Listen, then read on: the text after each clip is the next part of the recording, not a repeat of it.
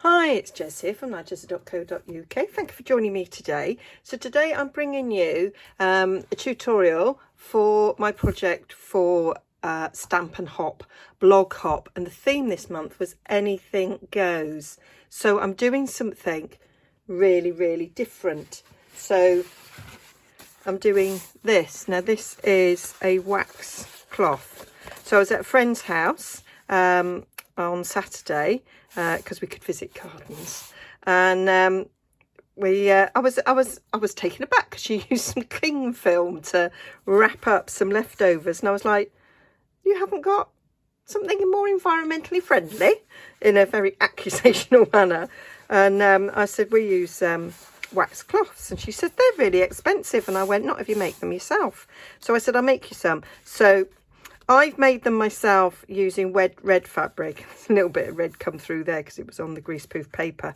And then I thought, well, I'm going to make it for a friend, so I want to pretty it up.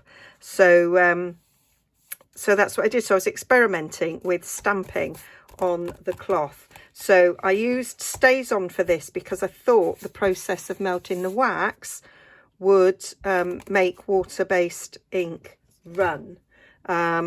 So I did it with StazOn. Then I thought, I want some colour. So then I added, I did this in Memento, and then I coloured with the blends, but it has bled a bit. But that might be the blends on fabric. I wasn't sure. So then on this one, I did Memento, and then I just coloured with our Stampin' Right markers, which are all water-based, and it worked. So I thought, oh well, that's fine. So I made another one, and this was with just Memento ink. So yeah, no running at all. So I thought, well then that's okay, I don't have to worry about ink running. So I'm going to make this next one really colourful rather than colour over this, which is a thought I had. I'm just going to do the next one colourful. So this is just cotton fabric. So this was a curtain lining. It's been washed, and so there's no wear on it, and it's quite thin, and that's what I found with doing wax wraps, that sort of thin works. So that's quite a big piece, which, going off camera, I might do a littler piece. That's a bit better, I think. Doesn't really matter, does it?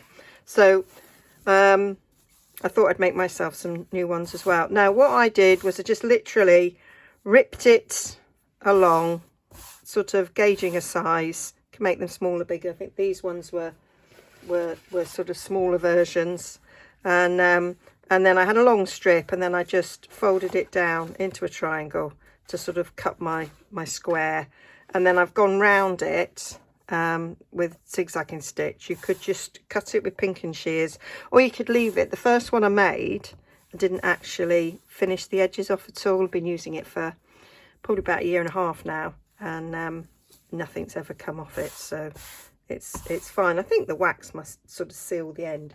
Anyway, I'm going to stop blathering and get on.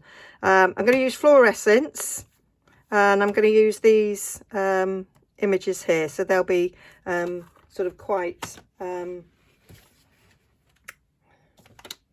even find where I've put them. There they are. So that they're quite sort of bold images, so that it gets a lot of colour. My friend likes lots of colour, so I'm going for something completely different. I'm going to go for Bermuda Bay, Pacific Point, and Mango Melody. I will make my own in purple. So what you'll find, if you see the difference in the colour of the fabric, because I'm using beeswax and it's sort of yellowy, it does darken up a bit. So the colours will change slightly, but so I'm just gonna, like I would if I was hand stamping for a one sheet wonder, I'm just going to stamp it. That needs re-inking. I might do that. Okay, got me Bermuda Bay re-inker. So I'm just going to re-ink it. In case you've never re-inked, all I do is I just go round the edges, and then I go backwards and forwards. and it all sort of sinks in. This is old style ink pad, old style ink refill. I have new style ink pads, and they have new style ink refills, because the new ones have like a defoamer in it. So that will all sink down in nicely. You can use a bit of a credit card to move it about a bit if you want.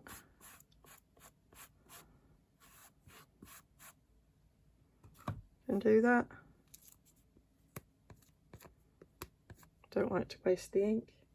Now I've got to put that somewhere so it doesn't end up wherever. So that looks a bit juicier, doesn't it? Let's see if I can go over what I've already stamped. That's better. I'm going to leave space for the other one.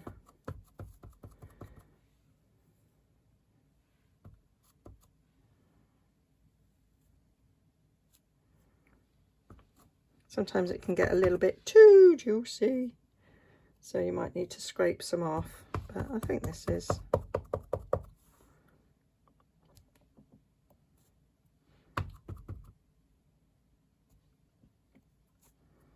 quite nice. Right, I'm going to put some Pacific Point in, and then I'll probably finish the rest off a bit speeded up.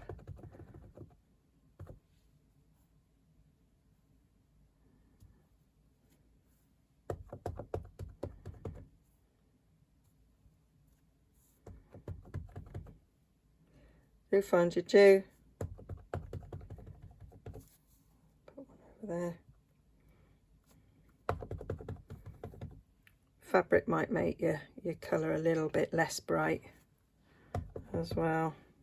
Something to consider. So I think we might need some more of the big ones. Okay, and then I'm just gonna, just for ease, I'm just going to have all the middles Mango Melody, because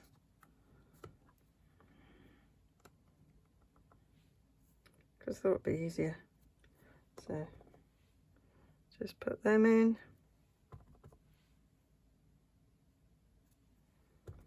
And this makes a nice gift as well as being practical and useful. I know it's almost Mother's Day in the US, isn't it?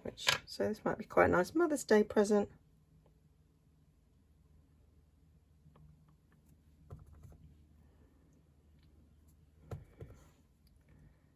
But I think it's nice to have pretty things.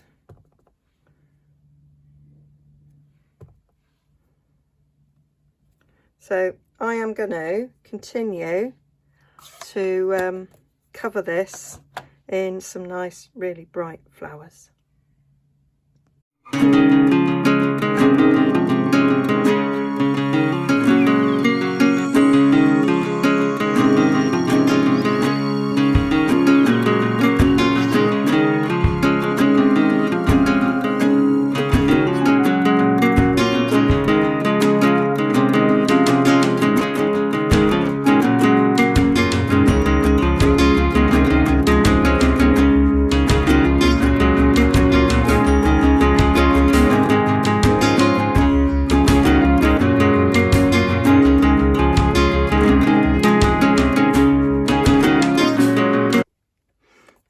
So that's it done, and I don't think it matters that in some places it didn't stamp very well.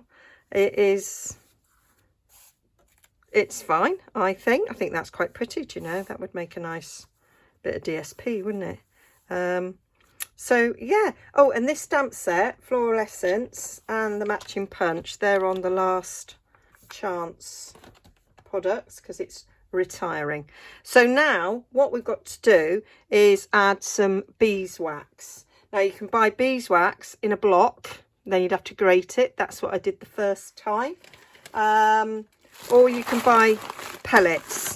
So this is a 500-gram bag of pellets, and this cost me £7.50 on Amazon, and I have reapplied my two cheap wax cloths that I use currently. I've done this one and I've done this one, and there's hardly anything used. I mean, to make it easier, I sort of decant into the bowl. I just sort of like put a little handful in there, and that's about what I used to do those two cloths. So that's going to last ages. And what's really good is I use this as well for making faux vellum. You might see my video where I've done it on I've done it with candle wax.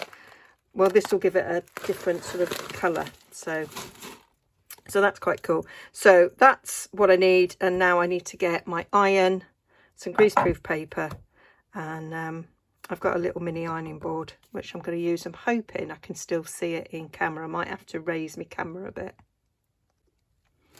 I think we can just about make this my little mini ironing board, which my mother-in-law was going to give it to a charity shop, and I was like, oh, that'd be really useful. And then Ed won't worry, because like I've got wax on there already, about getting wax on his work shirts.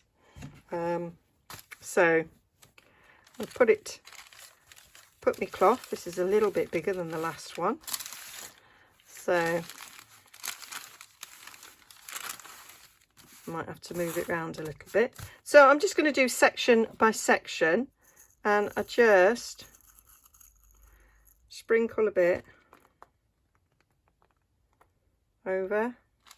First time I did it, I put it in the oven, which is another way of doing it, but found ironing.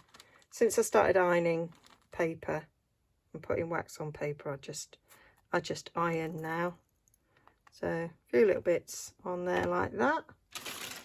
Put my other one. Now I can see that that's where I've waxed it before. I try and keep so that I'm just ironing, keeping wax on one side, so don't look at the state of my hand, so I don't get wax on the iron plate. So now I'm just going to get the iron.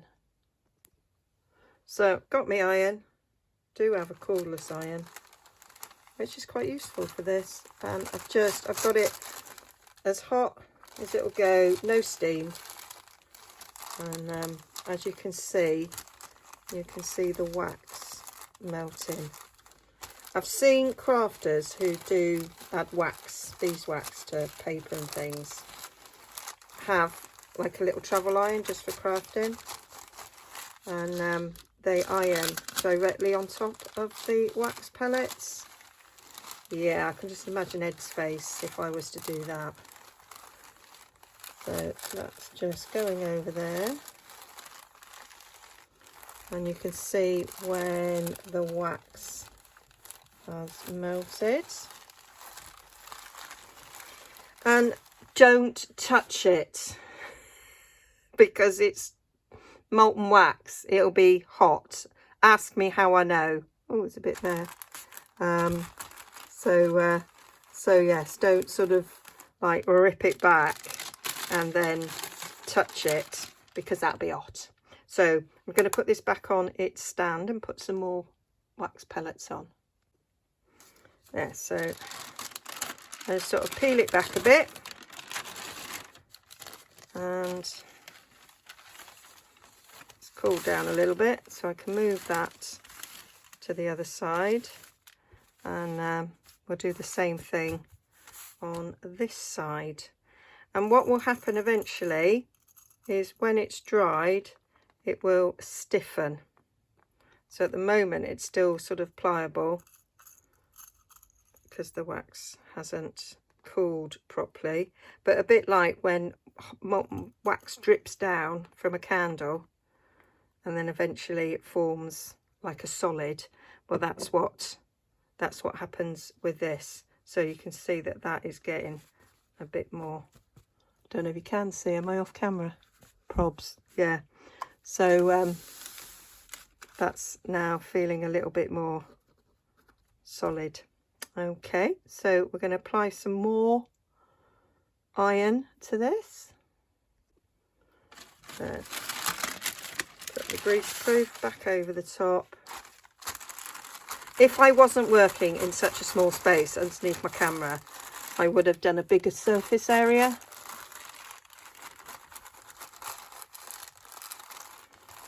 But can't do that with a small filming space. There we are. So I don't know if you can see how that is all sort of melting around there. I keep the greaseproof. It all keeps stored under the sink with the wax pellets, and I've got a candle underneath there as well that are great for my paper, because the candle's cheaper than the beeswax. So that's that bit done, and we can sort of see, because it changes the colour of the fabric a bit, you can see bits here. Well, it's still a bit light, so we know we need bits along there. So we just add a few more pellets and we can go over the bits that are missed. So you just need to take your time. I find it quite fun. As I say, it's a nice present.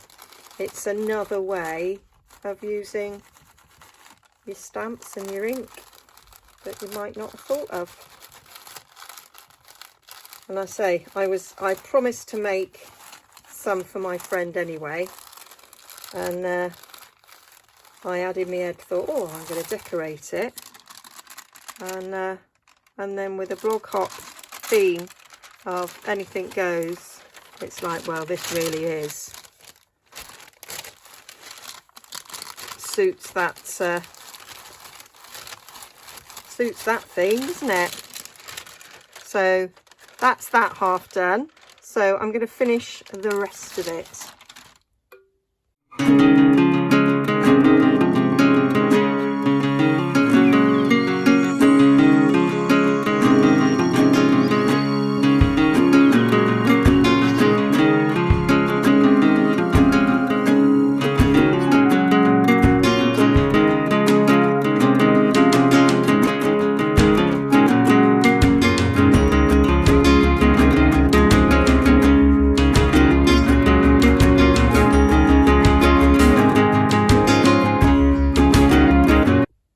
So when you get to this stage where you kind of think, oh, I've covered it all, then you sort of take a look to see where you think there might be some gaps. You can see where, I don't know if that's showing up, but that's lighter. That area there's lighter, and you can kind of feel that feels more fabric-y, whereas this feels definitely waxed. So you just want to sort of go around and fill some of the gaps up. And I don't know if you noticed in this sort of speedy up section that there was times when I just moved the greaseproof, because sometimes the wax is on the greaseproof paper, and so you can just sort of move it around a bit without actually having to apply any more wax anywhere. So just chuck the pellets on those couple of areas, a little bit in the corner there, on these corners you can see, so I'll have to go over those bits, so I'll just be finishing those bits off.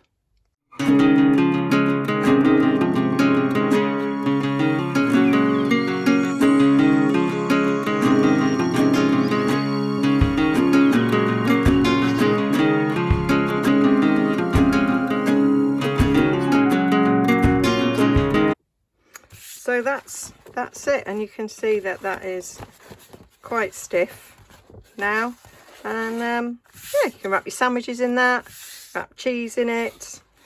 We mainly use ours for cheese, but that's because we haven't had enough for sandwiches, and so I'm gonna going to make myself a purple one that size, and I've got another one that size to make for us. And then I'm going to be sending these to my friend. So yeah, hope you liked that. I hope you found that useful, thinking about different ways that you can use your stash. So just something a little bit different for you.